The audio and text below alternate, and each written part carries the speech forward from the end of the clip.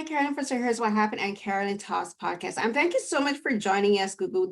I love your performance in the first season that we've seen so far of Surface. And something that I was thinking about as I was watching the show is how Sophie's character, her arc of discovery and her arc of basically being a private investigator in her own life is kind of similar to how, as an actress, you have to discover this character as you're playing her. So I want you to talk a bit about the challenges of playing Sophie and who we later find out can become Tess, and also the joys of a character like this, because I think it's so interesting that she starts with a blank slate. And as an actress, you have to you start the script with a blank slate. And this show, we don't get answers. Every time we think we get an answer, there's more questions that are being thrown at us, and there's more questions that are being thrown at Sophie, and she doesn't know who to trust. And the only person she knows to trust is herself. Even if she knows nothing about herself, she knows that the only person she has that she can totally rely on is herself. So talk a bit about discovering Sophie as an actress and how you will go about not only playing a character where you really and truly don't even know where she's going to end up, because right now, there is no conclusion to her story. Like, she's still learning. Yeah, well, that's the interesting thing, I think, about playing a character like Sophie that has no memory of herself. Actually, you can't just click into usual habits. Everything is fresh. Everything, it puts you in a very open-eyed state of mind as a performer. It becomes very sensory because, Sophie is exploring almost not like a child as such, but there is a sense that she's absorbing the world and she's trying to get information from the world like a young person would, explore everything on a sensory level.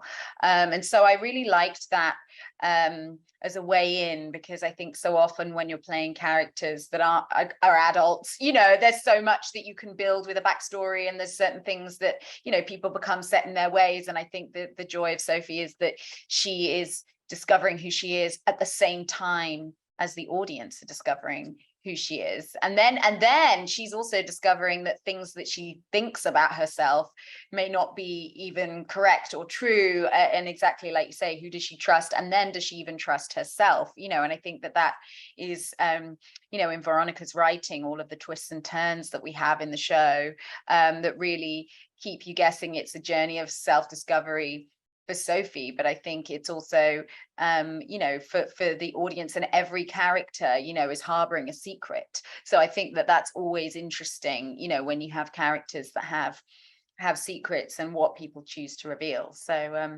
yeah, it's been a real joy to kind of play with all of those different dynamics.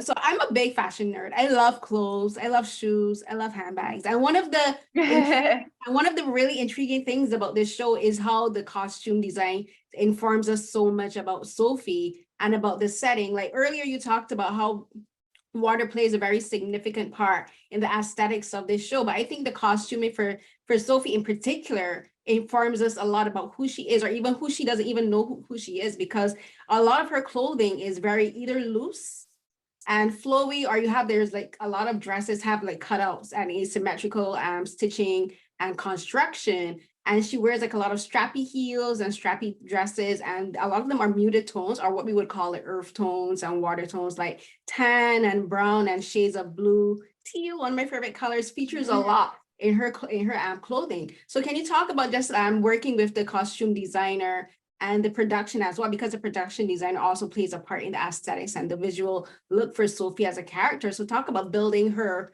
with regards to visual styling and the clothing and the pieces that are selected, because they say so much about who she is as a person, or who she was before she lost her memory. Yeah, well, I'm so glad that you appreciated the clothes. I think this is definitely a show for fans of fashion.